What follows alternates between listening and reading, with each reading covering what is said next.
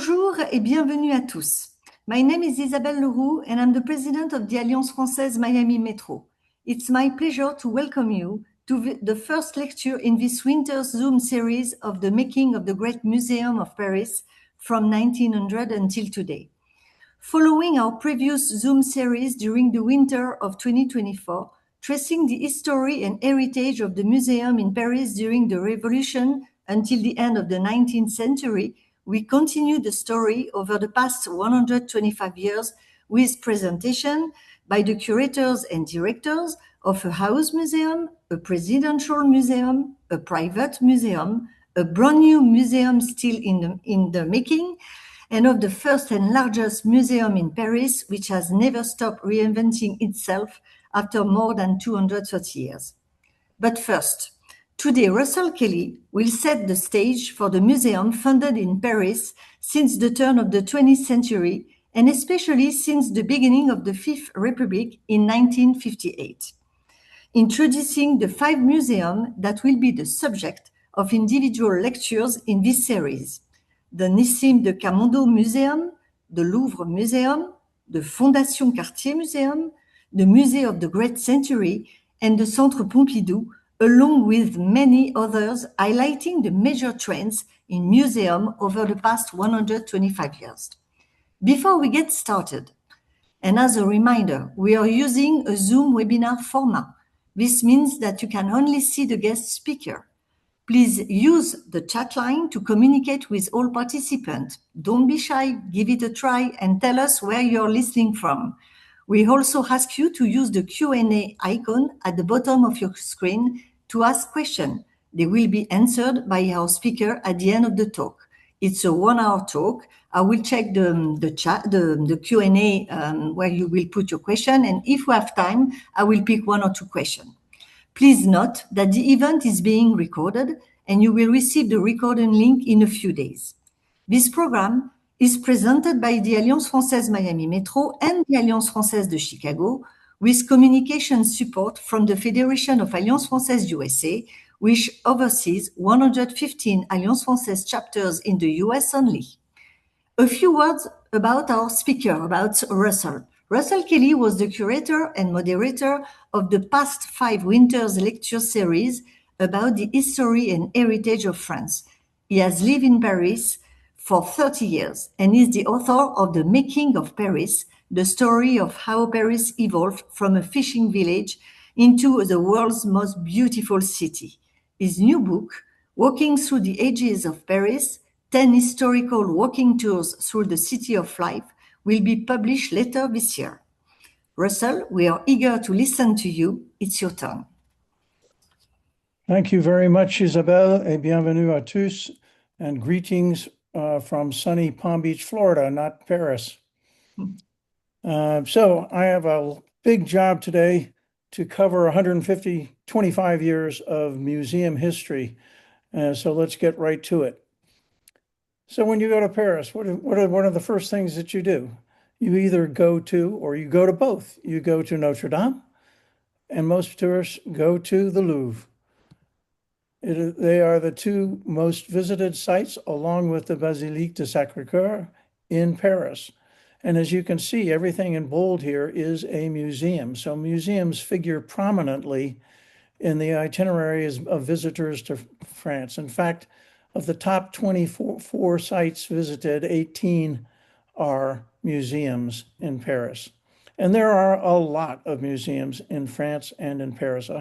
Over 1,200 Musées de France in France, and 136, who knows, but over 100 museums in Paris, made up of 18 national museums in Paris. And there are some around that aren't on this list that could be, such as Versailles, which will figure prominently this morning or this afternoon. So as I was saying, we have plenty of museums in France, over 1,200 throughout the country, and 136 museums in Paris, made up of 18 national museums in and around Paris. The ones around Paris are like Fontainebleau and Versailles figure prominently, and will in this talk.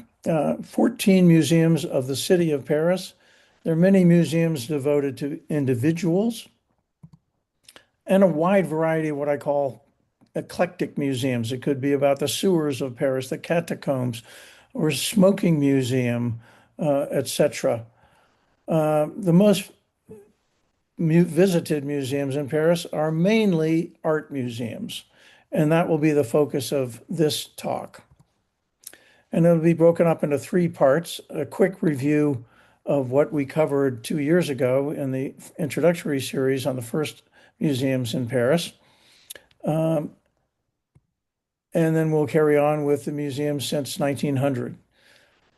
To cover the earliest museums, the museums were set up beginning, and the first museums were set up during the Revolution. The Louvre, the Musée de l'Histoire Naturelle, Musée des Arts et Métiers, the Musée des Monuments Français, all started during the Revolution. The next wave of museums were the history museums, created at Versailles, the Château de Versailles, 1837, the Musée de Cluny about the Middle Ages, the Musée of the Gallo-Roman history at Saint-Germain-en-Laye, the Château de Saint-Germain-en-Laye, and the wonderful Carnavalet Museum about the history of Paris.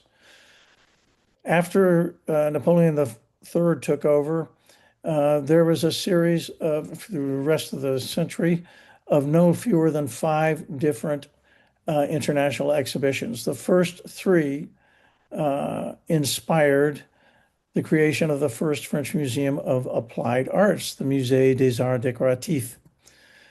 And this was also a period of industrial revolution and capitalism, where the capitalists, the bourgeois merchants, became the leading class in France. And with their newfound wealth, they established private museums, and some of the most spectacular ones literally started there with merchants like Guimet Cernucci, and also a royal, Henri d'Orléans, Duc d'Orléans, with the magnificent Musée Condé. So these five museums that you see on the slide were all the subject of our first museum series, which are available for you to watch on the YouTube channels of the Alliance Française Miami Metro and the Alliance Française de Chicago, which I invite you to do. So quickly, now we're getting into the meat of the matter, the changes since 1900 to today. They were incremental changes, really, during the first half of the century because of the disruptions caused by World War I, the Great Depression, and World War II. Nevertheless, the century started off strong with in Paris, the Exposition Universelle de 1900, which attracted 50 million visitors. And at the bottom, you see these 2 arrows pointing to the Grand Palais and the Petit Palais. And the Petit Palais was transformed in the first museum of the century, the 20th century, the Musée des Beaux-Arts de la Ville de Paris, and it still is there. But most of the time, there really wasn't a lot of museum building going on because of the world wars and the Great Depression. But Paris was going through an extraordinary period of creativity during both the Belle Époque and the Année Folle. During the Belle Époque, it was a time of all sorts of arts were being pursued. Paul Poiret was creating a new fashion trend with these new dresses that famously freed women from the corset, and is the subject of a wonderful exhibition at the Musée des Arts Décoratifs, which just unfortunately ended 4 days ago. People come from all over the world, went to Paris, including Igor Stravinsky, who premiered The Firebird at the Paris Opera in 1910 and The Rite of Spring at the new Théâtre des Champs-Élysées in 1913, where it was performed by the Ballet Russe and were choreographed by the Russian ballet dancer Vaslav Nijinsky, not to unanimous acclaim. Sergei Diaghilev produced the production of the Rites of Spring and founded the Ballet Russe in Paris in 1909. Vaslav Nijinsky joined his ballet at the same time, the Dieu de la Danse. At the same time, the Bateau Lavoir was a kind of series of workshops. It was squatted starting in 1889 and attracted artists from all over until 1914 when they started to move to Montparnasse. Here's a shot of Pablo Picasso in front of the Bateau Lavoir in 1904. World War I interrupted this creative trend. Terrible loss of life on all sides. The French lost 1.4 million people. Following the First World War, the period known as the Année Folle, or entre les deux guerres of the First and Second World War, occurred. Another golden age of creativity, which attracted people again from all over the world to Paris. Fascism was in Germany and Italy. Communism was in Russia. Prohibition and segregation in the United States. So Paris was a city of light and freedom that attracted artists from all over, of all sorts of arts. And Paris was the undisputed world capital of art. Fashions had changed. The flappers arrived. Josephine Baker arrived. Marcel Proust wrote his 7-volume masterpiece, À la recherche du temps perdu. Hemingway showed up, as did Stein and Fitzgerald and others. The art of photography was practiced by many, including Man Ray, who took this wonderful shot of Kiki de Montparnasse. Montparnasse replaced Montmartre as the place for artists to go.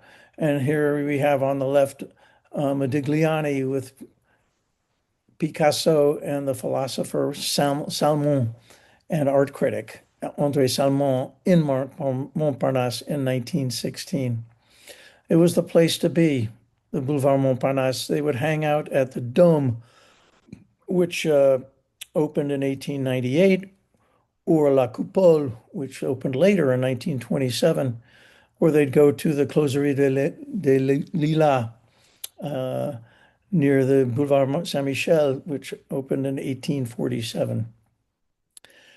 Also, during this Belle Époque period, there were some problems. There were terrible tuberculosis epidemics that killed 40%, nearly 140,000 people in Paris, primarily living in the Marais. And in the 1920, it was identified, there were identified 17 îlots insalubres, unsanitary zones, mostly in the Marais. In that period, the first one that was identified with the worst results, mainly because of incredibly dense living and unhealthy conditions, was the îlot insalubre numéro 1, which was demolished in that 10-year period, creating what was known as the Plateau Beaubourg, which remained a plateau for the next 50 years. We will come back to it. It was Le Corbusier's plan for the Marais to take care of these îlots insalubres was to raise the entire Marais and all of its îlots insalubres and to replace them with this forest of high-rises. Fortunately, the plan was never adopted. Also, just 100 years ago and 2 weeks, there was the Exposition Internationale des Arts Décoratifs et Industriels Modernes. This is the fair that from which came the name Art Deco, as a reaction to Art Nouveau in the Belle Époque period. There were pavilions set up along the Esplanade des Invalides in the background with a pointed top there That's the Grand Palais. And I commend to you the wonderful exhibition at the Musée des Arts Décoratifs about the 100 years of Art Deco that goes on until April 26th of this year. So there are very few museums set up in the first half of the 20th century, and those that were mainly so-called house museums, possibly in part because a house museum was more or less ready-made. You had a house, it generally featured the collection that or the furnishings of the house, so it was relatively inexpensive to set up a house museum. And there are two types of house museum. There are many types, but two types that I'll focus on. One is a historic house museum, which basically shows you what was going on. It's an individual's house oftentimes, and you see how they lived. Then you have collectors' house museums, and that where a collector transforms his house into a museum, and you go to look at his collection, usually of art and decorative arts. There were many house museums set up before World War II, and I have highlighted the ones that in bold that are art museums primarily, and not more or less the other kind of museums, the historic house museums. I will talk about the three perhaps most famous ones. One is the Musée Jacquemart-André, which is created with the artwork and collections of Édouard André and his widow, Nelly Jacquemart, who survived him by more than 2 decades, or yeah, almost 2 decades. They built a Hôtel Particulier, or Édouard built a Hôtel Particulier on the Boulevard Haussmann, married Nelly in 1818, and they started their collection. They did not have any children, and when Nelly died, she bequeathed the hotel and collection to the Institut de France, and the museum opened in 1913 in their wonderful Hôtel Particulier on the Boulevard Haussmann. Similarly, Ernest Cognac married Marie-Louise J. In 1872, and the two of them founded the very successful La Samaritaine department store. They too had no children, and they collected 18th century art, which they bequeathed their collection to Paris. And the Musée Jacquemart-André opened first at the 25 Boulevard Capucine in 1929, and it was transferred to the Hôtel Donon, pictured on the left, a somewhat odd choice because their collection was an 18th century art, and this is a 16th century Hôtel Particulier in the Marais.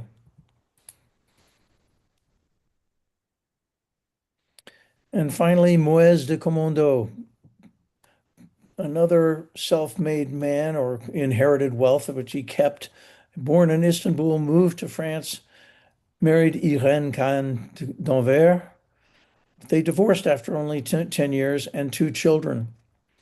He was a banker, but most of all, he was a collector of 18th century decorative arts, very involved in arts, became a vice president of the Musée des Arts Décoratifs in 1930.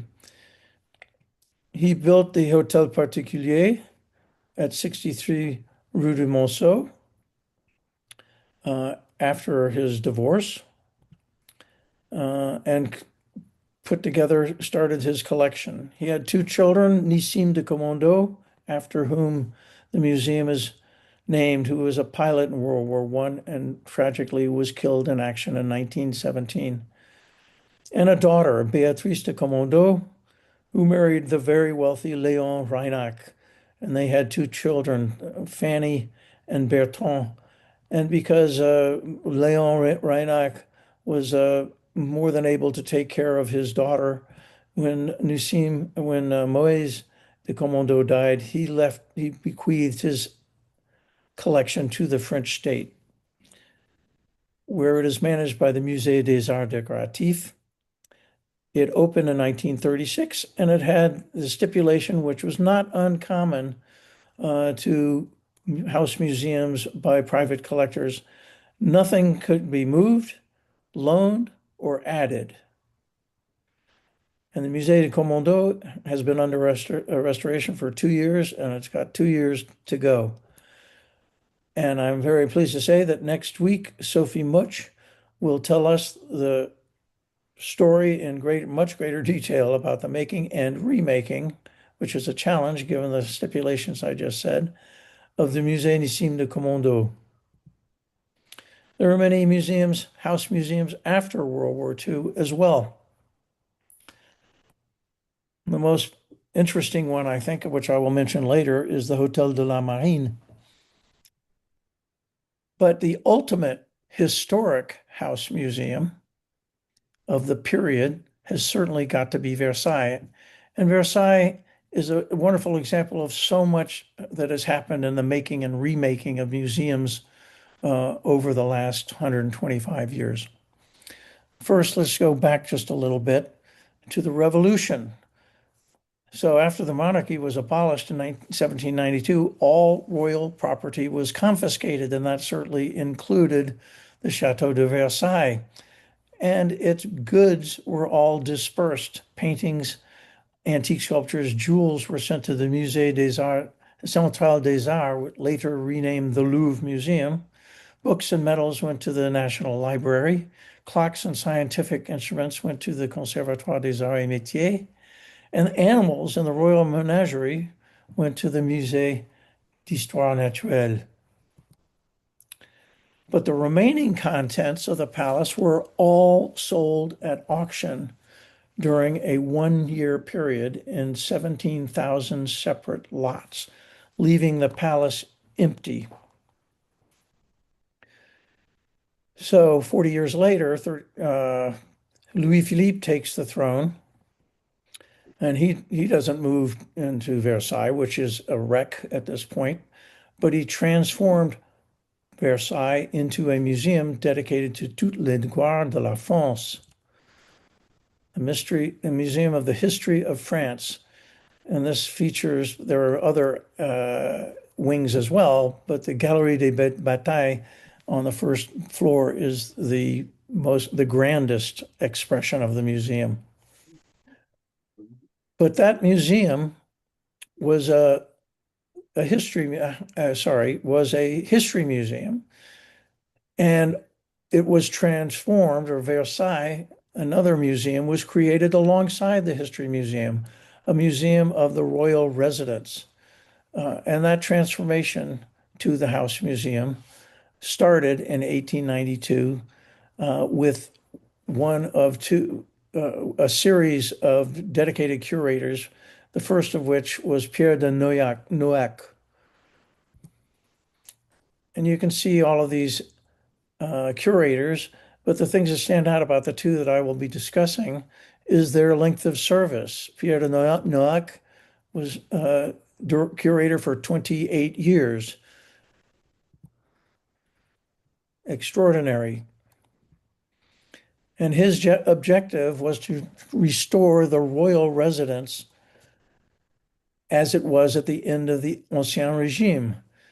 And he, in order to do this, because the place had been ransacked, was empty, he started to track down and acquire the first historic furniture, paintings, and sculptures and objects, and installed them in the rooms they were in on October 6th, 1789.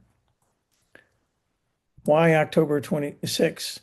Because the revolution started July 14th, 1789. The women of Paris marched on Versailles on October 5th and obliged the royal family to leave Versailles to take up residence in Paris at the Palais des Tuileries on October 6th, that a king resided at Versailles. And Pierre de Noailles was assisted greatly in his search for furniture by the inventories because there fortunately had been extremely good records kept. So he knew exactly what was sold and to whom. And that began the chase looking for the furniture. The royal residence. So on the left, the wing on the left is the Hall of Battles that I showed you earlier. The wing on the right also was transformed by Louis Philippe into other history rooms, in addition to the chapel and the opera, which were restored much later. But the center bit, the central building, is the royal residence, which included the king's apartment, the queen's apartments on the ground floor, and many, many other rooms on the first floor, the second floor American style. But these are the principal rooms that make up the royal residence of Versailles. And Noah, he was a modernizer. He cultivated outside patronage, using Versailles for galas, so to speak, a reception for the King of Norway. And he started the Société des Amis de Versailles, where like-minded people could contribute money to support the restoration of Versailles and the acquisition of this furniture. At the same time, or actually earlier, a little earlier, the Réunion des Musées Nationaux was created to acquire by the government to acquire works of art for national collections in at that time, four national museums around Paris.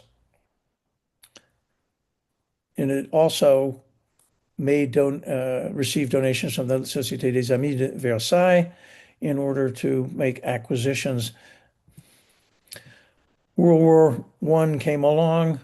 The armistice was signed in a private railroad car of General Foch in the Compiègne forest, effective on the 11th hour of the 11th day of the 11th month of 1918. The Treaty of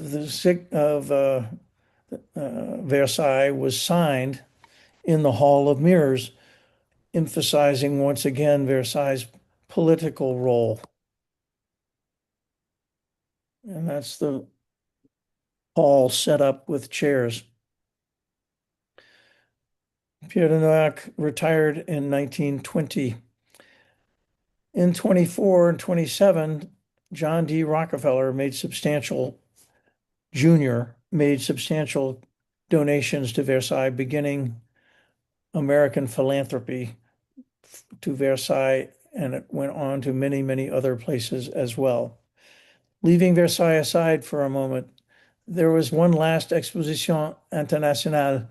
There was the one at the beginning of the century, and now we have one in 1937, which created museums. The first major new museum since the Musée des Beaux-Arts de la Ville de Paris that was created after the 1900 exhibition in the Palais de Chaillot and the Palais de Tokyo. So number one at the bottom right there shows you the location of the Palais de Chaillot. Here's the Palais de Trocadero that was built for the 1878 exhibition. Amazing looking structure, which was demolished and replaced by the Palais de Chaillot for the 1937 exhibition, which hosted, among others, on the top left there at the end of the Esplanade, is the Nazi pavilion, and on the right is the Soviet pavilion, which were torn down after the fair was over, along with everything else that had to do with the fair. And you can see on the left wing, the Musée de l'Homme opened in 1937. Later on, the Musée National de la Marine, the Navy Museum, was added in 1943. And on the right wing, the Musée National des Monuments Français opened in 1937, to which was added the Cité de l'Architecture et du Patrimoine in 2004. And the second building, number 2 at the left bottom there, is an empty site. At this point, I think it's along the Boulevard President Wilson there, fronting the Seine. Was where was built the Palais de Tokyo. The West Wing went through a lot of changes, as you can see. At first was the Musée National d'Art Moderne, Modern Art Museum, but that was transferred to the Centre Pompidou. And now it's the site of contemporary art exhibitions. And on the East Wing, the right side, the Musée d'Art Moderne de Paris has occupied that wing since 1961.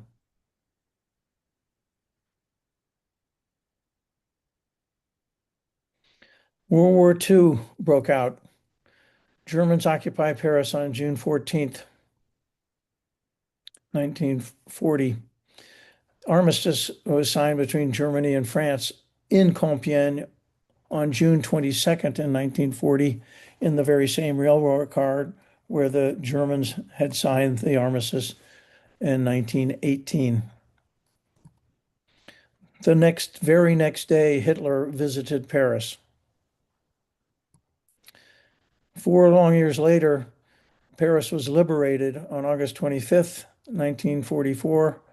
De Gaulle walked down the Champs-Élysées the following day. 9 months later, Germany finally unconditionally surrendered in Berlin. Victory will be proclaimed today at 15 o'clock. VE Day was celebrated on May 8th, 1945. And now we enter into the third part of our talk, where a lot happened. A lot of evolution in Paris museums. Go back to Versailles. The work started by Pierre de Noack was resumed by Gerard van der Kemp, aided by the Fifth Republic, by private donors, and by Versailles' transfer in 1995 to an établissement public. He was a modernizer known as the Sauveur de Versailles. He restored so much and he reacquired so much during his 27 years as curator. He relaunched the policy initiated by Noack of tracking down the original furnishings and placing them in their original location. But before tracking down, he got the only piece of furniture not sold of auction, which had been transferred to the Louvre, returned to Versailles in 1957. The Rockefeller Brothers Fund got back in the act by giving 100 million francs, but mainly it was the French government that supported the restoration of Versailles and transformation into a residential museum, the Royal Residence Museum. Charles de Gaulle and his extraordinary Minister of Culture, André Malraux, an exceptional man in every respect, inspired by Nietzsche, Lawrence of Arabia, traveled to Angkor Wat, wrote La Condition Humaine, fought in the Spanish Civil War, joined the resistance. What a guy. And he really went after culture, including museums. Versailles and Van der Kemp used Versailles for fundraising purposes, to raise the profile of Versailles, hosting, de Gaulle hosted Queen Elizabeth. He hosted the Kennedys there. The Fifth Republic supported Versailles in many ways, among one in 1961, passing a decree to require the return to Versailles of all furnishings present in other museums and government facilities. And the feast of the House of Simon was duly returned to Versailles from the Louvre following that act. The government passed in 1969 created the Fondation de France, which was a vehicle so individuals could easily make donations to various philanthropies.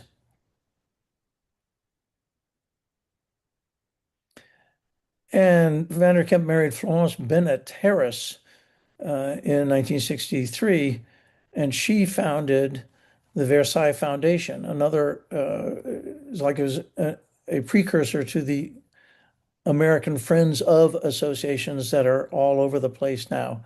And they introduced another way to raise money, hold a fashion show at Versailles. Battle of the Fashion Designers held in 1973. Royalty came, the models came. Liza Minnelli and other performers entertained on stage. It raised 260,000, that should be dollars, for the restoration in Versailles. And this is what Versailles looked like before. The Queen's Chamber, as you can see, in very rough shape, but was beautifully restored. Similarly, the King's Bedchamber and the Hall of Mirrors and the Marble Court, all allowing the Palace and Park of Versailles to be designated a World Heritage Site in 1979. It retained its political role with, as you can see, Mitterrand holding a G7 summit there in 82. Macron gave his victory speech in front of the Louvre, but he gave his first address to a joint session of Parliament in the Salle du Congrès at Versailles in 2017 and hosted a banquet for King Charles III in September 2023. Following the foundation set up by Florence van der Kemp, the American Friends of Versailles was established in 1998, a sister organization to the Société des Amis de Versailles. So it's been a series of private donors that have supported Versailles, and you could say the same for a lot of organizations. Another dramatic occurrence was the law of 2003, Loi Elegant, which gave very generous, certainly compared to America, tax incentives for charitable giving to charitable organizations, where individuals can deduct 66% of their donations, capped at 20% of their taxable income, and companies conduct 60% of donations, capped at 0.5% of their annual turnover. LVMH's 2024 turnover was nearly 85 billion euros, which means that they could give tax-free, so to speak, 423 million to charity. And that resulted in a huge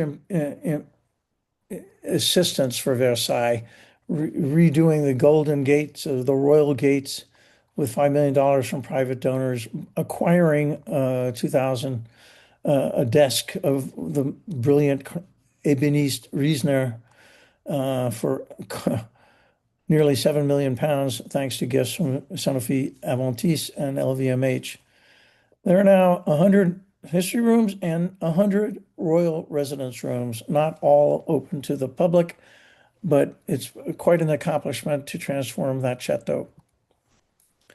But the biggest thing that happened with Versailles was when it became an établissement public in 1995. Before, it was part of the Ministry of Culture. As an établissement public administratif, it is allowed to run its own business, basically. So money it earns for various ways, it keeps. And yes, it does still get subsidies from the government, but they represent less than half of its operating income. And this is a model that's been followed by many other institutions. As you can see on the left, the Louvre was the first in 1992, followed by many others. Changing subjects. Now, there are other ways that museums display themselves, and they were inspired by these art fairs and exhibitions. Paris is famous for the Biennale, which was created by André Malraux in 1959, was held in the Musée d'Art Moderne de la Ville de Paris until 1985. and by the Foire Internationale d'Art Contemporain, FIAC, which was held in the Grand Palais until 2022. Then it moved for 1 year to the Grand Palais Éphémère at the bottom of the Champ de Mars. And since last year, 2 years ago, it's been held at the Grand Palais. And that inspired blockbuster exhibitions at museums too to compete. Word blockbuster came from the first film to earn over $100 million in US box office receipts, Jaws. The first blockbuster really in the museum world was the Tutankhamun et son temps exhibition at the Petit Palais in 1967, which attracted more than 1.2 million visitors. It was resumed at the British Museum, where it attracted 1.7 million visitors, still the record for the British Museum, and it went on tour in the United States.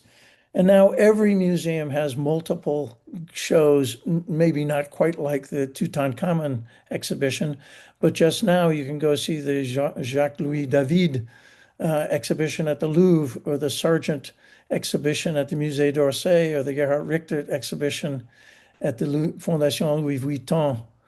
And as I mentioned earlier, the 100 years of Art Deco at the Musée des Arts Décoratifs. And the digital world, technology has entered museums with enhanced websites, virtual tours, pop-up shows, immersive experiences.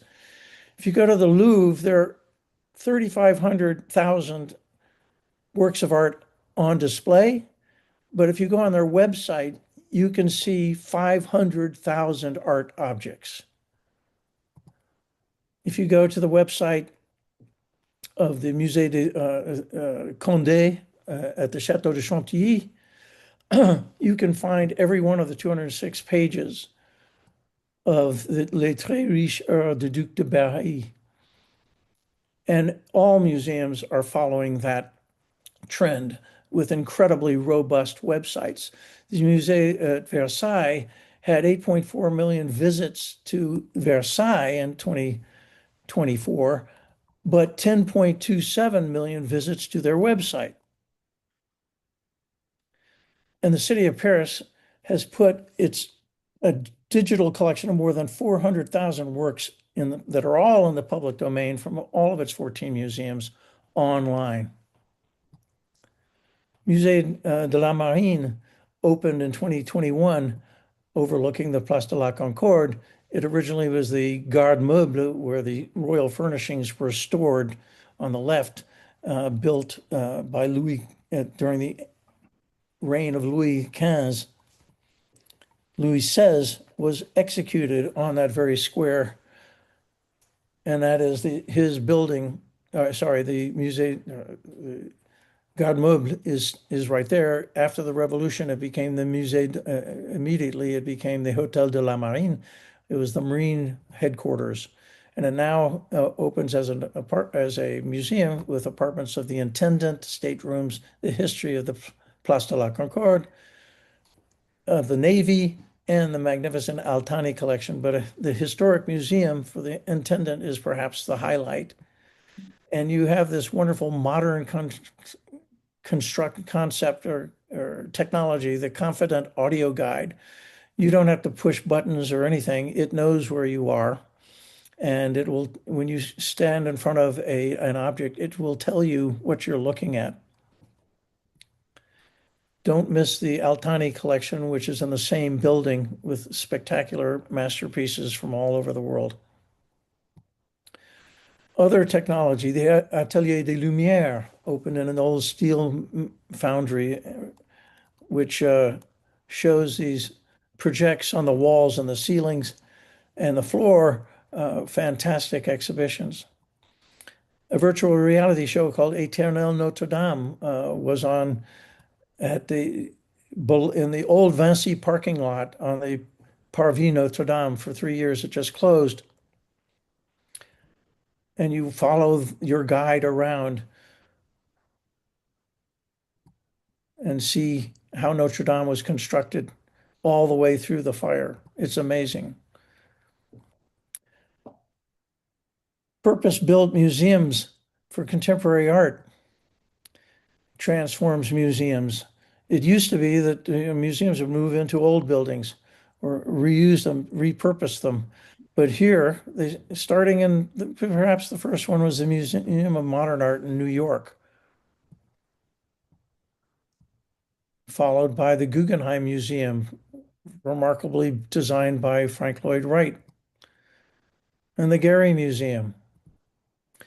In Paris, they're their own blockbuster museums too. The presidential museums, and there are 4 private museums, or 3 mentioned here, of contemporary art, all of which are in amazing buildings. Remember the Plateau Beaubourg, created by the demolition of the Îlot Insalubre numéro 1? There it is.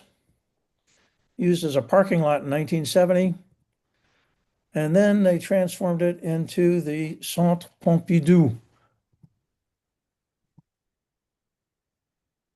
Rogers and Piano presented the only proposal of 681 that provided for a parvis, or a square, a place in front of it. And they won on that basis. And we will hear the story of the making and remaking of the Centre Pompidou on February 19th with Arthur Dayras. Valéry Giscard d'Estaing followed Pompidou. And he had his presidential museum at the Gare d'Orsay, which was built for the Universal Exhibition of 1900 as a train station.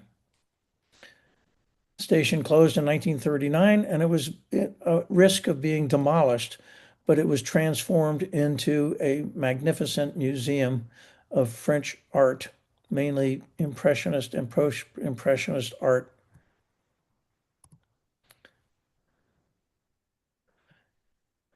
And if you go in front of it at the entrance, you will see the sculptures of 6 continents, and also these magnificent sculptures of animals, which came from the Palais de Trocadero of 1878. Jacques Chirac followed Mitterrand as president, and he had his museum, the Musée du Quai Branly, architect Jean Nouvel, with works from Africa, the Near East, Oceania, and the Americas. Extraordinary building surrounded by a magnificent jardin en mouvement. François Mitterrand, he did his grand projet, notably the Grand Louvre project, resulting in the pyramid by I.M. Pei, and that will be the subject of a lecture in 2 weeks by yours truly. Mitterrand was also, it was during his time that the wonderful Institut du Monde Arabe was designed once again by Jean Nouvel. And the private foundations got into the act. The Fondation Cartier bought the American Cultural Center on Boulevard Raspail and had Jean Nouvel once again design this wonderful steel and glass structure. Jérôme Seydoux installed his foundation's museum about cinema in a 19th century building there on the left, but the back of it is anything but 19th century. It looks like its nickname is the Armadillo. 2014, also, the Fondation Louis Vuitton built its extraordinary structure designed by Frank Gehry, which was the subject of a exhibition on the outside of it for 1 year, designed by Daniel Buren. And the Bourse de Commerce was transformed by architect Tadao Ando to display the collection of Pinot. And most recently, the Fondation Cartier left its premises on the Boulevard Raspail to set up in a new, spectacular new premises on 2 Place du Palais Royal, opposite the Louvre, which is the building on the right,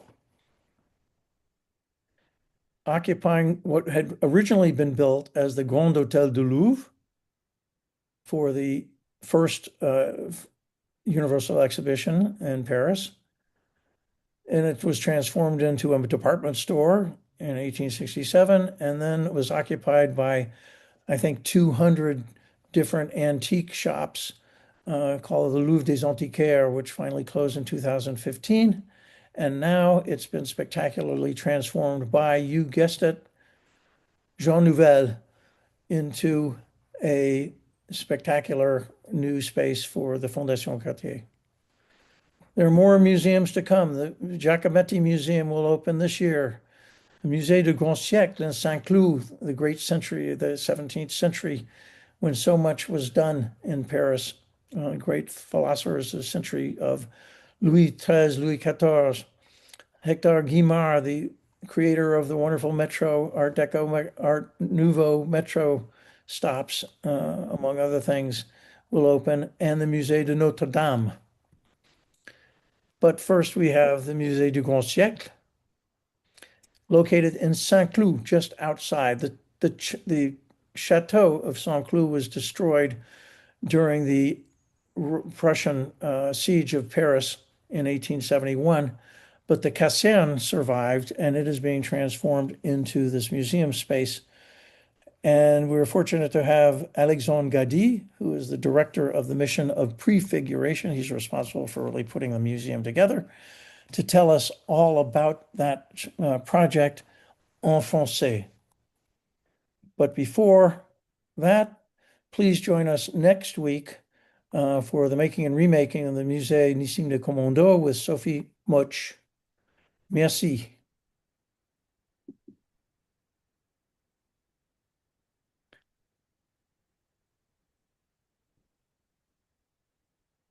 Thank you, Russell, for a wonderful presentation. We can't wait for the next lecture. We are close to 1 hour, but we have time for one or two questions.